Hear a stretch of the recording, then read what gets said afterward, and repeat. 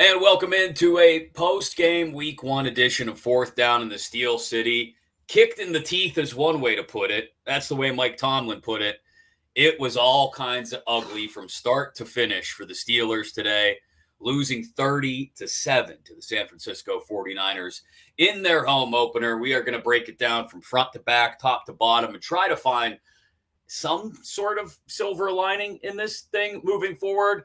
I'm Chris Mack, Josh Taylor alongside Greg Finley, our intrepid producer, trying to ensure we don't end up at some point just throwing stuff at the wall and losing our minds over this one because it was bad, Josh. Like that, you could tell it was going to be bad from the very first drive on each side of the ball.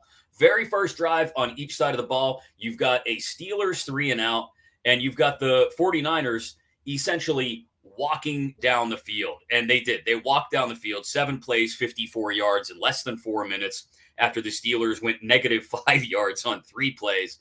And that set the tone, and it took off from there.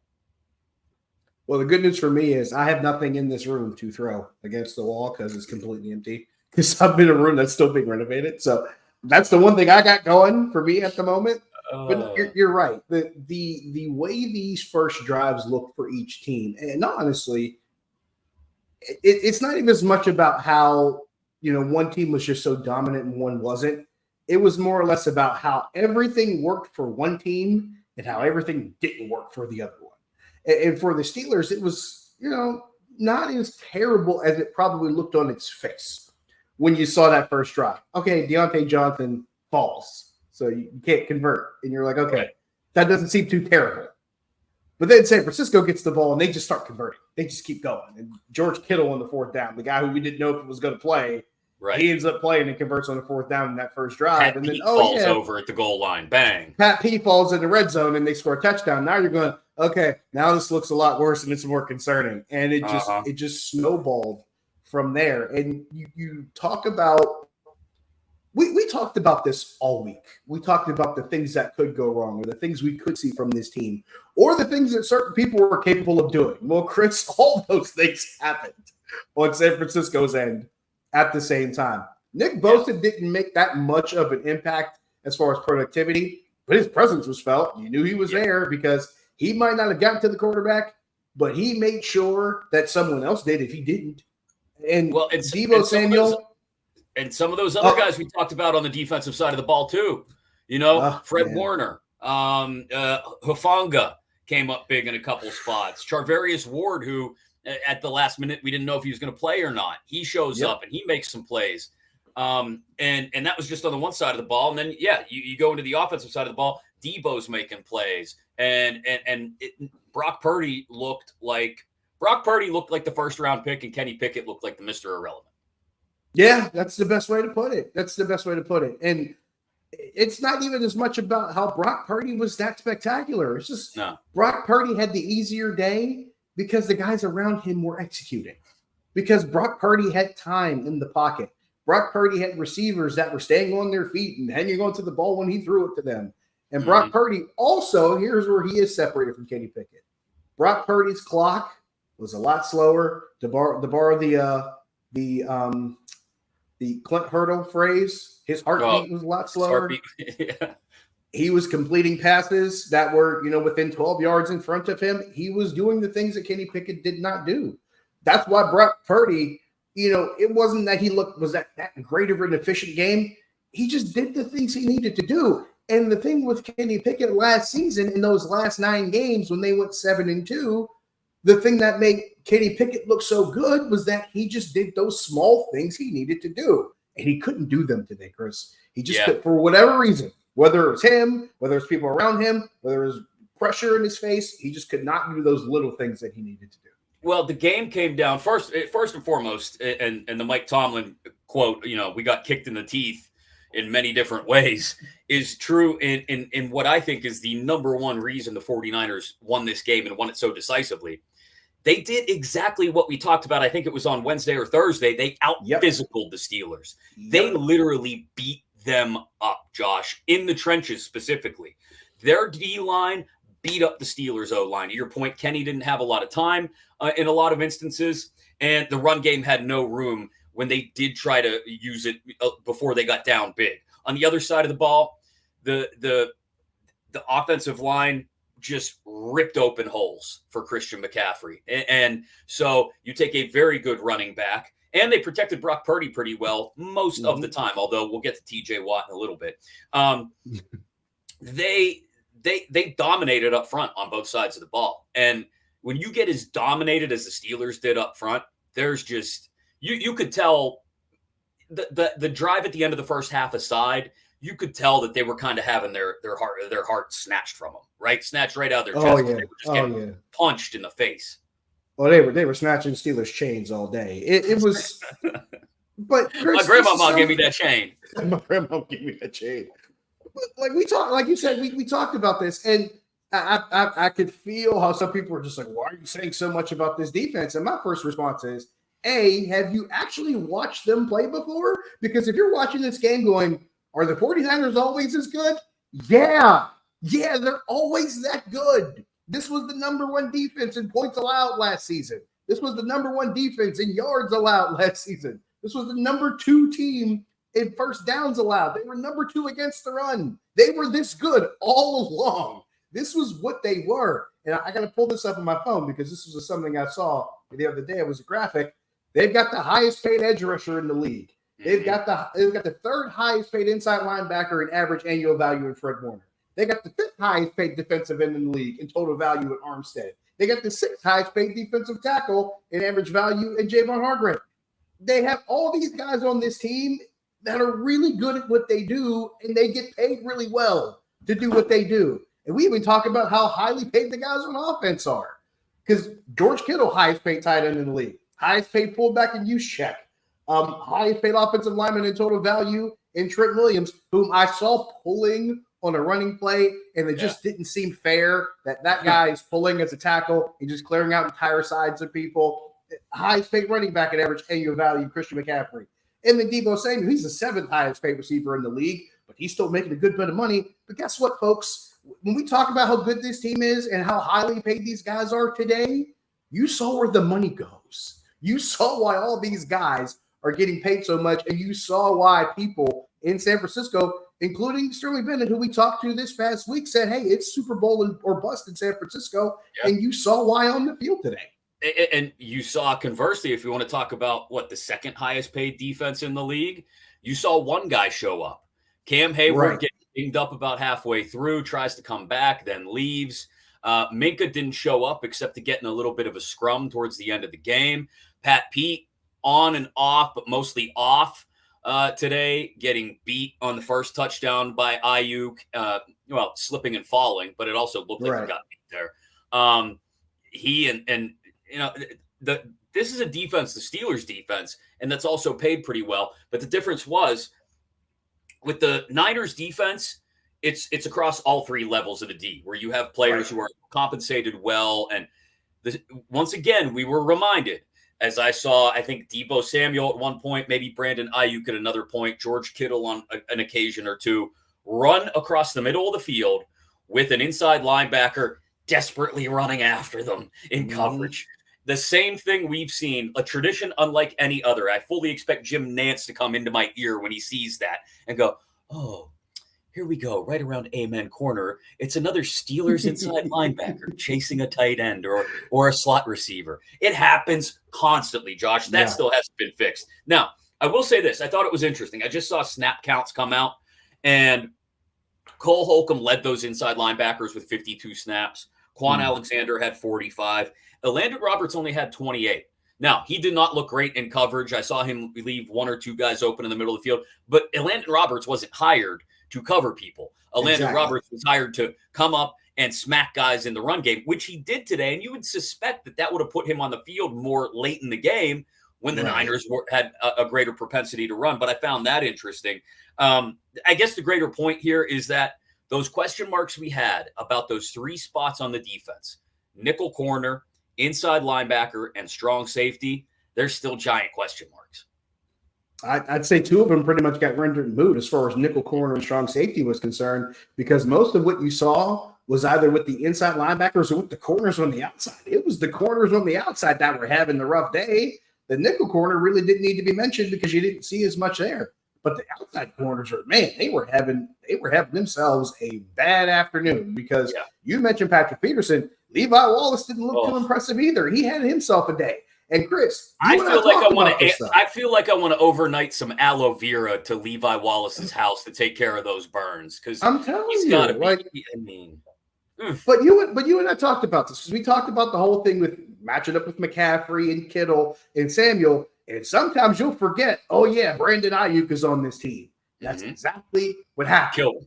You could tell the Steelers were like, okay, you can't let Kittle beat you. You can't let Samuel beat you because after a certain point, you didn't hear as much from Deebo Samuel. You didn't hear as much from George Kittle. It was more or less just about making sure their presence was there, but you kept them contained. Christian McCaffrey, there's a lot of people who can't stop Christian McCaffrey. This is where I remind people, good bit of trivia. Christian McCaffrey at Stanford, his last year at Stanford, he broke Barry Sanders' all-purpose yards record in a season for college football and didn't win the Heisman. Let's point that part out. That's just crazy. But set that to the side. You had these three guys, two of which eventually, as the game went along, weren't as prominent. But McCaffrey, they did not have an answer for him. They had no counterpunch. They could not do anything with him. But at the same time, while you're trying to deal with those three guys, they had absolutely no answer for Brandon Ayuk. None whatsoever. So we can talk about what happened with the inside linebackers and nickel cornerbacks and the strong safeties. It didn't matter because the outside corners had the worst day of all as far as that group was concerned. 8 catches, 129 yards, 2 touchdowns for Ayuk. And so, those guys. And somehow Joey Porter Jr. only ended up on the field for 7 snaps. Weird. I mean, at some point in the second half of that game, not even in the second half, I'm thinking late second quarter, if I'm on the sidelines and I'm a member of the defensive coaching staff, and if I'm not a member of the defensive coaching staff, maybe I'm the head coach, I look around and say, hey, that second round, we know the kid. Yeah, he used to be a ball boy sometimes. You guys remember? Yeah, skinny. Yeah, physical. Yeah. Kid smiles a lot. Joe, does anybody know where Joe is? Joe Porter Jr. No, not you, Joe. Stay in the stands. Joe Porter Jr. Does anybody know? And it was like they had him on a milk carton. I don't understand it. It was odd it was odd for me to see that. And there were a couple of times you saw him on the field, but they really didn't necessarily need to go in his direction because they were too busy picking on the veterans that they had. Maybe that's why, Chris. Maybe they want somebody thinking, hey, they're killing the veterans. Don't put the kid in there. He'll get cooked too. I can't really explain that. That's one of those things you'd have to probably talk to his position coach and his coordinator about. And that's stuff that they go over during the week. And usually when it comes to who's going to play and how much, that's something that the position coaches and the coordinators usually dole out. And they kind of work with the head coach to sort that out. So clearly they thought their veteran guys were the better option for a game like this. But no, they weren't, because that didn't work too well either.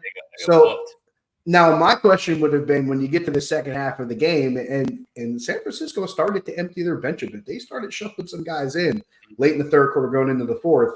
You're like, all right, well, let's put this kid out here and see what he can do. I'm surprised that didn't happen a lot sooner. But very, very curious with a guy that we heard that they were going to try to shuffle in as much as they could, despite missing that first preseason game. Only 7 snaps in week 1 is kind of alarming.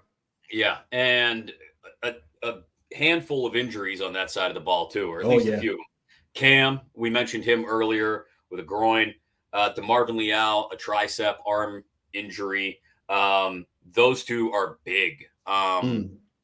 Leal not as much because they were rotating guys in at that spot. But I think when you lose both of them up front, well, now we're talking about a defensive front that's already getting beaten up by the Niners' offensive front, ripping holes open. And now we're taking pieces out of that. Ogunjobi was less than 100% as well. Yeah. And that's how Christian McCaffrey ends up with 152 yards on the ground. They just out physicaled them. They beat him up. Now, I'm going to circle back to Levi Wallace here because he wasn't just burned in the passing game. That touchdown run that he rattled off in the second half and that first possession of the third quarter, Levi Wallace had a chance to bring Christian McCaffrey down to the ground and limit it to maybe a 5 or 6 yard gain. And he just couldn't even wrap him up. All he had to do was go and just put arms around and pull in one direction. He couldn't do it. And that's a backbreaker too. That play right there is what seals the deal. Because the Steelers had actually established a little bit of momentum going into the half with the 2-minute drill and scoring the touchdown. And you thought, okay, maybe there's some life here. But when the Niners come out on the first possession of the second half and score, you go, all right, well, this book's been written. Well, there's two things I can respond to that. The response to the first part about it, we talk about the 2-minute drill. Was that the Steelers finding a rhythm, or was that San Francisco saying, we got a 20-point lead, half's almost over, they're in 2-minute drill, let's back off a little bit and just not get beat too badly. Mm-hmm. Granted, they eventually got in the end zone anyway, so pretty good play calling in the red zone. That doesn't happen. That we've mentioned it a lot in this space. Well, during that drive, it happened, and also perhaps Kenny Pickett's best throw of the day. Did Pat Freiermuth to score that touchdown? That might have been his best throw of the day. Yeah. Now, here's the problem. It was his best throw of the day, and it was his last one of the first half. That's a problem. That's no good. The second part of it is, let's change. Let's take the scenario and flip it around. Let's say it's the Steelers with the ball. Let's say the Steelers run that play, and it's a Najee Harris or a Jalen Warren coming through that gap, and it's a San Francisco DB coming to try to stuff that gap and make that tackle. Do we think that happens with that San Francisco DB? He's making that tackle. That corner, whether it's Ward, whether it's Afunga, whoever it is, Lenore, they're making that hit. They're bringing that man down to the ground, or they're holding him up for someone else to bring him to the ground. That effort on that touchdown by McCaffrey, it wasn't there. Yeah, it was not there. That is something where, and I'm one of those people where I think they blame the defense for a lot of stuff.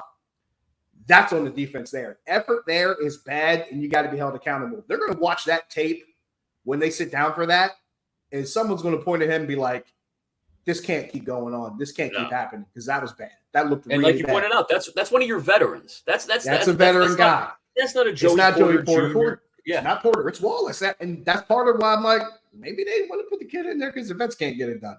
Or maybe that is the reason to put the kid in there, because the vets aren't putting out the effort. But you cannot have plays like that and try to stay in the game against a team like that. It's just not possible.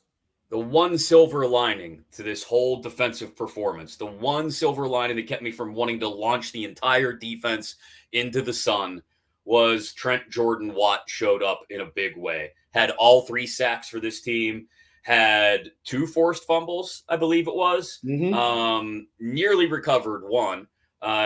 Brock Purdy just kind of laid on it like a beached whale and threw his arms behind himself. But he had exactly the kind of game we thought he might have. He's the only guy, though, on that side of the ball that showed up. If you get just one more guy showing up in half the measure that TJ Watt showed up, I think we're talking about a different game, because you're not down by 2 scores going into the half. You're not spending much of the first half just trying to get that one touchdown, right? You're not, and maybe it's something about the fact that they were out there as much as they were. But in that case, the rest of this defense is not in the kind of shape they need to be in, because, again, TJ Watt was the only one that looked like he was prepared for it. It was really the one topic that we talked about on the Steelers side of things that worked out, because we talked to Sterling Bennett, and he mentioned, hey, Colton McKivitz is the guy at right tackle. Right. He's replacing Mike McGlinchey because McGlinchey signed in Denver as a free agent and went and got paid. We talked about that matchup. Hey, this might be a rough day for Colton McGlinchey, and that's exactly for Colton McKivitz. That's exactly what it was, because TJ Watt, not only did he really have the game that he had, he seemed to get stronger as the game went on. He seemed to get more intense and harder to stop as the game went on, because you mentioned it. He forced 2 fumbles. He didn't recover the first one, but he made sure he got a hold of the second one.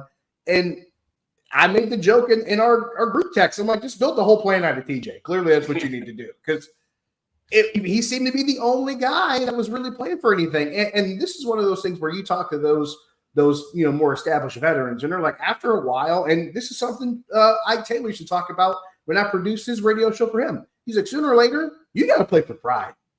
You got to play because you're representing you. You represent your family, your alma mater, your team, whatever. Sometimes you just got to play for pride.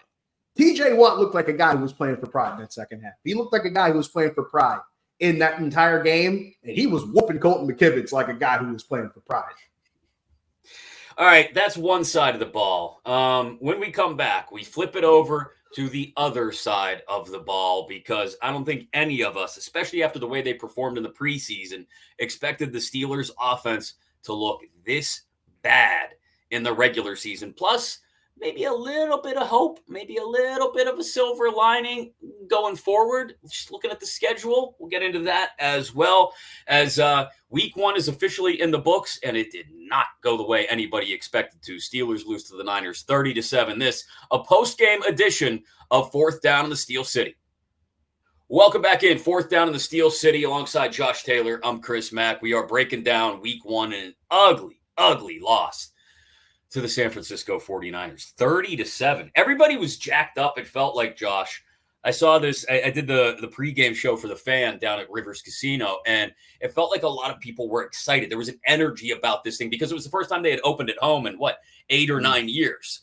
And, what are we, 7 minutes into the game? And that's right out the window because the offense just was hideous. I can't put it all in one direction, but I can tell you that is not the way any of us expected Kenny Pickett to perform. After the way he performed in the second half last year, after the way he performed in the preseason this year, 31 of 46 for 232 yards and a touchdown and 2 picks, sacked 5 times as well. And you could probably argue he ran into 1 or 2 of those. He got his feet got a little happy there late in the ball game. Blame that on the O-line if you want, or blame it on him. Here nor there, this offense, 41 yards on the ground on just 10 carries. They got unbalanced really quick because they got down really quick and because they were showing zero ability to convert what Mike Tomlin referred to at least half a dozen times in his post-game press conference as the weighty downs. I think they were 0 for their first 5 on third down. They simply couldn't stay on the field. It was... And some of it, like I talked about it before, some of it wasn't really anybody's fault. Like Deontay Johnson falls during that first series. You're willing to kind of let that go. You're like, okay, he fell, no big deal. I thought, even on that first interception, the one I think was Charvarius Ward got his hands on, receiver fell on that one. You're willing to look past that. You're like, okay, that's something that you really can't control. It's not really the quarterback's fault because he was assuming that a receiver would be on his feet by the time the ball got there. So you can't blame Kenny Pickett for the first interception. Right. However, when you get into the situation where, and it's not like they had a bunch of third and longs in the first half. They had third and manageable situations. Yeah. Now, of course, the slip and fall on the 1 third down, okay, you look past that. But when you start missing throws and just not getting the ball to the receivers accurately on third manageable, they got in the red zone at one point. Kenny Pickett, very easy throw inside or receiver coming inside. All you do is hit him in stride. He might even get into the end zone. You throw it behind him. These are things that you can't blame on receivers. These are things you can't blame on the offensive coordinator. These are things you cannot blame on the head coach because they are not the one standing in the pocket throwing the ball. That is your quarterback's job to make that throw. And if he does not make that throw, that's no one else's fault, whether it's on third down or any other down. But there were opportunities to convert third downs. And this offense, for whatever reason, pick person to blame and insert name here. It just was not working. I thought about, Chris, I'm going to throw this one at you. I'm going to throw another old school reference in here. That old Cat Williams line, a Chrysler 300 looks like a Phantom until a Phantom pulls up. Yes. That's what this offense was, because we came out of the preseason talking about, this offense in the run game and, five possessions with 5 touchdowns and Kenny Pickett, 158.3 rating and all this other stuff. We thought the Steelers offense looked like a phantom. And then a phantom pulled up in San Francisco. And we were like, oh, man, this is bull. This ain't even my offense right now. This ain't even my car. That's what they look like. But it pretty good Cat Williams voice, too. I've been working on that. But it wasn't even necessarily, because as good as this defense was, as much as we talked about them and as well as they performed and as much as they hit people all day long, it wasn't like it was entirely all they're doing. The Steelers had some opportunities to control what they can control, and they just failed to do it. Mike Tomlin talked about making routine plays routinely all throughout the preseason. They weren't making routine plays routinely. It wasn't all scheme and it wasn't all something else. Guys just weren't executing. Well, and there is, I think, so he was asked about it after the game by, I think it was Alan Saunders who asked him. about not having, it was referenced during the training camp and preseason, not having this offense and this team in general don't have the luxury of warming up to things, right? They got to walk in ready to go. And he was asked, was the way this game started a failure to heed that? And all Mike Tomlin said was, yeah. He should have did LA Night style. Yeah. That's all he was missing. Yeah. Because that would have been a lot more emphatic and still true and accurate, and no one would have argued with him. That'd be the adjective instead of the verb or something like that. Anyway, clap back Kevin Nash. Because he's not a moron. Exactly. There you go. But here's what struck me about that first series in particular, right?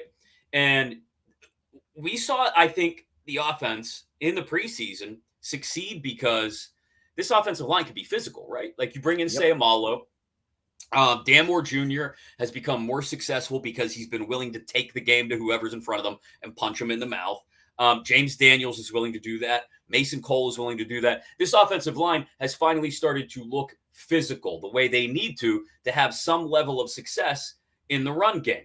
And that first series, it struck me. I don't know if it struck you the same way. They get exactly what we talked about on Thursday and Friday. Quick hitter to Pickens. Get the offense moving, right? Okay. Second and short. Second and management. About that. Yeah, second and 4. I felt really good too. And then it's a little jet sweep pop pass, to Calvin Austin that gets bottled up in the back. That's the kind of play. And I'm not throwing this all in Matt Canada's lap. I don't want to do that. Right. I don't want to throw the jet sweep out with the bathwater. I'm not saying that necessarily either. But it told me, we're going to try to get cute early. We're going to try to get misdirectional early. We're going to try and get on the edges early with a guy. And I got nothing against Calvin Austin either. He led him in catches today, 6 for 37 yards. Yeah, he did what he could. That's a moment where once we get the quick hitter to Pickens to pick up 6, second and 4, just turn around and hand it off. Turn around and hand it off. Let your offensive lineman get into the game and punch somebody in the mouth. And if you only get 3, fine. You got 3rd and 1. You got 2 plays to pick it up. Let's go do it. That told me that maybe we were going to try to be a little too cute and that we weren't going to necessarily, I say we like I was down there, that they weren't going to necessarily look to punch anybody in the mouth early on. And I think maybe I'm making too much of one play here. Tell me if you think that's the case. But I read a lot into that Calvin Austin jet sweep that told me, oh, man, we're going to try and be cute instead of trying to out-physical them. Instead, we came to a back alley street fight. And instead of just getting down in the muck and the mud, we're going to try and dance around them somehow. When somebody wants to fight, you got to stand there and trade punches with them sometimes, or at least show that you're willing to stand in there and trade punches. And that 2nd and 4 play just told me, no, we're going to try to be a little cute sometimes today. I disagree, but not because of what the Steelers did. Okay. On offense. I disagree because of what San Francisco did in their first drive on offense. Because San Francisco's first drive, they brought a guy in jet motion and handed it off to Deebo Samuel. He actually got positive yards out of it. I think he got 6 or 7 yards off of that play. So it's not like it's some crazy idea to try the jet sweep and see where it goes. Because when you're doing it that early in the game, you're really doing it for one reason. You're trying to see, and I think it was Craig Wolfley who explained this, and we'll get into the fact that I ended up having to rewatch the first quarter because I missed the entire first quarter of the game. I had to listen to him on the radio. But Craig Wolfley was talking about how, when you do that, you're trying to see, A, if they're going to cut, if they're going to stretch all those gaps out, and B, you're trying to see what the communication is like. Well, the Steelers offense tried it against the 49ers defense and failed. The 49ers tried it against the Steelers offense and it succeeded for comparatively. So it told me 2 things. One, it was telling me that the Steelers were going to try to figure out, okay, how much room can we try to create for ourselves to run the ball between the tackles and see if we have that going. Because San Francisco tried the exact same thing. Right. And but here's the difference between the two. San Francisco had the chance to actually follow up on it later. The Steelers never did.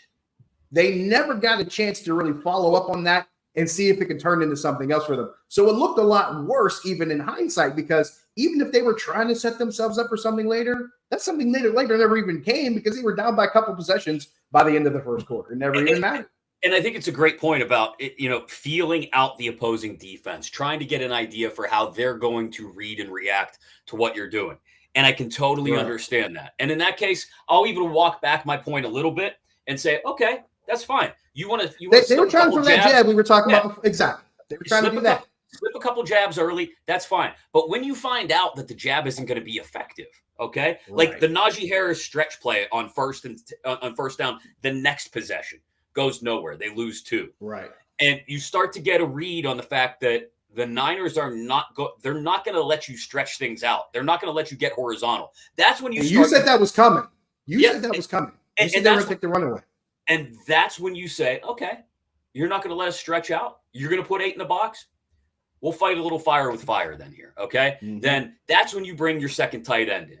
That's when you go with your 12 personnel. And we didn't see Darnell Washington at a significant amount of snaps in this game until Pat Freiermuth got dinged up.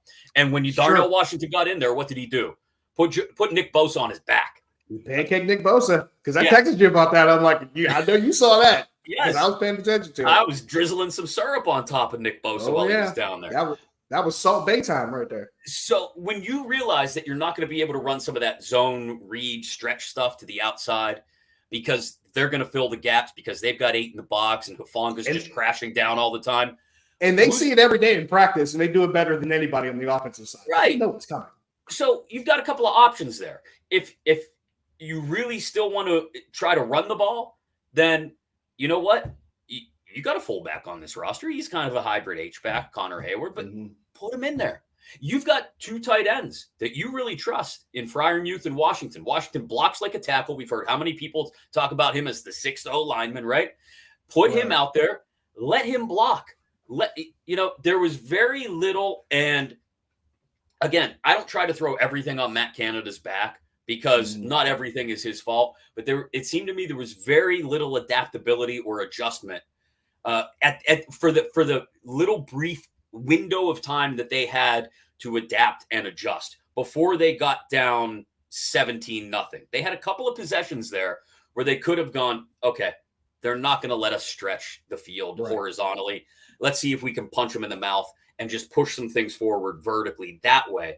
And they didn't try it. And before you know it, you're down 17 and the game plan kind of goes out the window anyway. I'm with you. And if anybody's paid attention to what I've talked about in the last several years, I always talk about my hierarchy of blame as far as, okay, if this happens, this is this person's fault.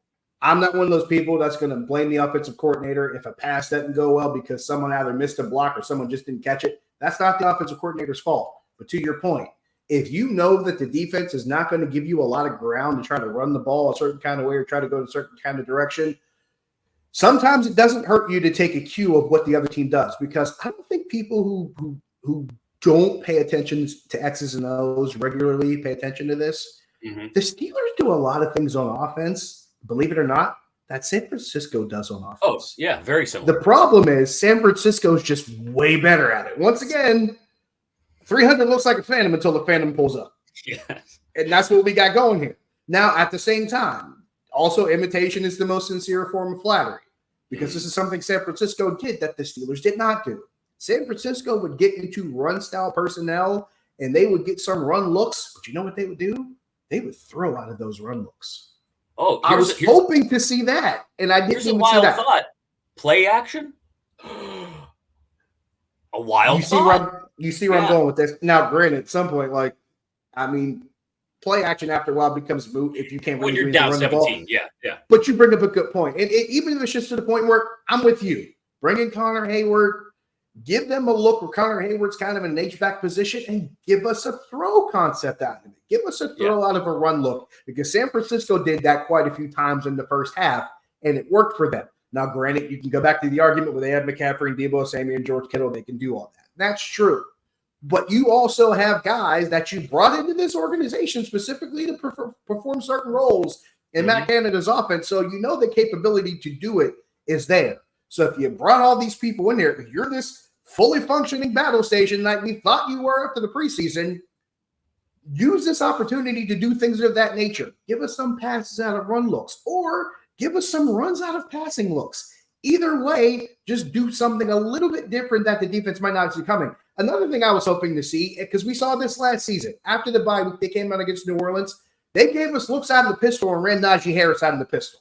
They weren't trying to go left or right. They weren't trying to go outside zone. They were trying to go inside zone. They were trying to go north to south just to give Najee a head of steam and give this offensive line some space to get some push and get some holes. And they didn't do that either. I wanted to see that. It's almost as if, and I know they're not doing this because it's been so long since he's been here and the coaching staff has turned over to a great extent in many ways, and it's completely different personnel. Damn it, it looks like they're still trying to block for Le'Veon Bell sometimes. Like, it feels like it. Stop trying to stretch it to the sideline. And you don't have a running back there, whether it's Warren or Harris, who's going to pitter patter, then go. These are one cut, stick a foot in the ground and go kind of guys. That's why Warren's been successful, because he stays committed to that style. Najee has not had as much success, although I guess 5 yards a carry, even if it was only on 6 carries today, had a little bit of success, and most of it came on one run. Yeah, 25 came on one of them. So yeah. So I mean, he has had less success because he looks like he's trying to run like Lev Bell. But that one run came out of the passing look. There you go. And it was during that 2-minute drill. So hey. And when did they have a little bit of success? You know, we talk about Washington pancaking Bosa. When they did get a couple of tight ends out there together, they had a little bit of success too. That was something I was really hoping for going into this week. And that's all I wanted. Washington saw 24 snaps. And again, I think most of those came because Freiermuth was dinged up. So I'm not hopeful we see that going forward, unfortunately. Maybe it'll be different next Monday night against the Browns. But let's start to try and find a little bit of hope, because it's not all bad news. It's one game. There's 16 more, right? In fact, if you go by the BetQL model, which played out like 10,000 simulations, thank you very much, Neil Huntington. He might be on staff there now. They played out 10,000 simulations, and the game the Steelers had the smallest percentage chance to win on their schedule was this one. Just a 38% chance to win this game. Wait, Chris, hold on a second. You mean to tell me the game that the Steelers had the smallest chance of winning was against a team that played in the NFC Championship last season? It was the year before that, away from the Super Bowl. Yeah, but they were also there the year before that, and the year before that, and they played the Super Bowl somewhere in that point. They have like all these dudes that are among the highest paid in their position. I know, it's a crazy concept. Perish the thought, Chris. Perish the thought. That was my mind blowing up. So they're still in a decent spot. They've got 2 divisional games and 2 games they should absolutely win. Yes. Before bye. The 2 games they should absolutely win, and I'm not here for that Tubman special thing. It's Las Vegas, and the Raiders are bad, and they should beat the Raiders. That's week 3 on the road. Week 4 on the road at Houston. Okay. That's the one that scares me, though. The Texans didn't look as awful necessarily as we expected early on against the Ravens. But ultimately, in the end, they ended up looking like the Texans still. And that's a young quarterback. You should be able to confuse Stroud. You should be able to get in his kitchen. There's not a lot of weapons around him. So those should be wins. So let's just say you split the Browns and Ravens, okay? Right. You split the Browns and Ravens. You get to the bye 3-2.